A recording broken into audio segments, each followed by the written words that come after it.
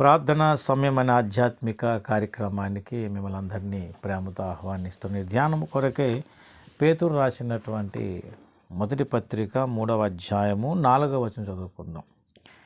సాధువైనట్టు మృదువైనట్టునైన గుణమును అక్షయాలంకారము గల మీ హృదయపు అంతరంగ స్వభావం మీకు అలంకారముగా ఉండవలెను. అది దేవుని దృష్టికి మిగుల విలువ గలది. ప్రియ దేవుని బిడ్డలారా, చదివిన లేఖన భాగములో ప్రాముఖ్యంగా ఒక మాట కనబడుతుంది, అలంకారము అనే మాట. అలంకారము అనగానే వెంటనే మనం చెప్పుకునేది ఏంటంటే స్త్రీల గురించి. పై వచనాల్లో ఆ మాట కూడా రాయబడింది. అయితే ఇక్కడ ఈ అలంకారము గురించి మాట్లాడుతున్నప్పుడు అక్షయ అలంకారము అనే మాట కనబడుతుంది. మీ అంతరంగ చూడండి, మీ హృదయపు అంతరంగ స్వభావము అన్నాడు. అంటే మూల భాషలో అంతరంగ పురుషుడు అన్నాడు. అంటే ఇక్కడ మనం అలంకారము గురించి మాట్లాడితే స్త్రీల గురించి అనేది మనం చెప్పుకున్నట్టు అక్కడ జరుగుతుంది. పై వచనాల మాట ఉంది. కానీ ఇక్కడ అంతరంగ స్వభావం కొరకు మాట్లాడాడు. అక్షయాలంకారము అనే మాట చెప్పుకొచ్చాడు. దీన్ని బట్టి మనం ఆలోచిస్తే సంఘమును స్త్రీతో పోల్చబడింది. ఏమండి, సంఘము స్త్రీతో పోల్చబడింది. ఇప్పుడు సంఘము స్త్రీతో పోల్చబడినటువంటి విషయాన్ని మనం ఆలోచన చేస్తే ఇక్కడ సంఘములు ఎవరుంటారు? స్త్రీ పురుషులు అందరూ కలిసే ఉంటారు కదా. అంటే ఈ వచనాన్ని మనం ఏ విధంగా అర్థం చేసుకోవాలంటే, మన రక్షకుడైన యేసయ్య వరుడుగా, పెండ్లి కుమారుడుగా ఆయన రాబోతున్నాడు. ఏమండి, పెండ్లి కుమార్తెగా సంఘము సిద్ధపడాలి. అంటే ఎలా సిద్ధపడాలి అంటే, సంఘం అంటే ఎవరు? అందరూ కలిసి ఉండేది, స్త్రీ పురుషులు అందరూ ఉండేది.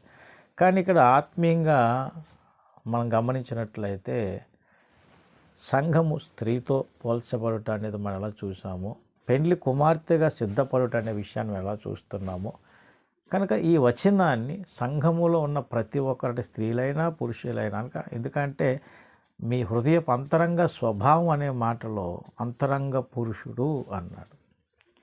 కాబట్టి మన అంతరంగంలో ఉన్నటువంటి అంతరంగ పురుషుడు అనేటువంటి విషయాన్ని మనం గమనిస్తే, కనుక ఇక్కడ సంఘముగా ప్రతి ఒక్కరికి ఉండవలసిన అలంకారం గురించి మాట్లాడుతారు. అంటే పెండ్లి కుమారుడు రాబోతున్నాడు, మరి పెండ్లి కుమార్తెగా సిద్ధపడే సంఘానికి ఉండవలసిన అలంకారం ఏమిటి అంటే అక్షయ అలంకారం. ఇది దేవుని దృష్టికి మిగుల విలువ గలది. ఈ అలంకారం మీద మనమందరం దృష్టి పెట్టాలి, స్త్రీలైనా పురుషులైనా. ఎందుకంటే వెలుపటి అలంకారం గురించి అక్కడ చెప్పిన తర్వాతే మాట చెప్పాడు. ఏమండి, 3వ వచనం చూడండి. జడలు అల్లుకొనుటయు, బంగారు నగలు పెట్టుకొనుటయు, వస్త్రములు ధరించుకొనుటయు నన్ను వెలుపట అలంకారం మీకు అలంకారముగా ఉండగా. ఇది చెప్పిన తర్వాత ఈ మాట చెప్పారు. ఈ మాట చెబుతూ అంతరంగ స్వభావం అనే దగ్గర మూల భాషలో అంతరంగ పురుషుడు అన్నాడు. కాబట్టి సంఘమును గూర్చి మనం తీసుకున్నట్లయితే అండి, ఈ అంతరంగపు స్వభావం, ఈ అలంకారం అందరం కలిగి ఉండాలి. ఎందుకంటే మనం యేసయ్యకు అంటే ఆయన పెండ్లి కుమారుడు, పెండ్లి కుమార్తెగా సంఘం సిద్ధపడుతుంది. కాబట్టి పెండ్లి కుమార్తెగా సిద్ధపడే సంఘానికి ఉండవలసిన అలంకారము ఇక్కడ మాట్లాడుతూ వచ్చాడు. కనుక ఈ అలంకారము ఎవరికి ఇష్టం? ఇగోండి, అది దేవుని దృష్టికి మిగుల విలువ గలది. అంటే దేవుని దృష్టికి విలువ కలిగిన అలంకారం అనేది ఎవరైనా ధరించాలి. ఎందుకంటే ఆ అలంకారం ఉంటేనే మరి పెండ్లి కుమారుడు ఇష్టపడతాడు. ఇక్కడ మనం గమనిద్దాం, సాధువైనట్టు మృదువైనట్టునైన గుణమను అన్నాడు. అంటే మన గుణం, మన స్వభావం ఎలా ఉండాలి, ఏ విధంగా ఉండాలి అండి, ఇది మనం ధరించవలసినటువంటి అనుభవము. కనుక అలంకారము అనేది ఏమిటి అంటే ఏ అలంకారము కొరకు ఇక్కడ దేవుడు మాట్లాడుతున్నాడు? ఏ అలంకారము దేవునికి ఇష్టం? ఏ అలంకారము దేవుడు కోరుచున్నాడు? తన సంఘము ఇలా ఉండాలి.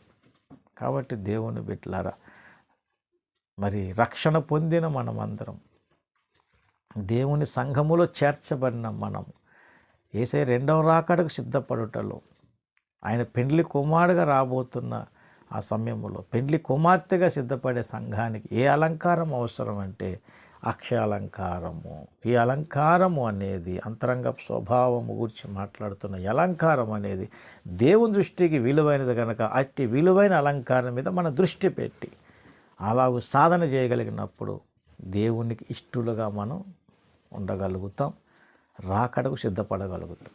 కనుక ఈ సందేశం ఉంటున్న వారు ఒకసారి ఆలోచించండి. అలంకారం అనగానే ఈ వెలుపటి అలంకారం గురించి మాట్లాడుతూ ఉంటాం, దాని గురించి కాదు ఇక్కడ ప్రభువు చెప్తున్నాడు. పేతురు భక్తుని ద్వారా దేవుడు మాట్లాడే ఈ మాట ఏమిటంటే అంతరంగపు స్వభావం కొరకు.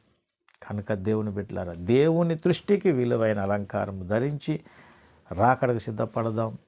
దేవుడట్టి కృప మీకు నాకు అందరికీ దయచేయనుగాక. ఆమేన్. ప్రార్థన.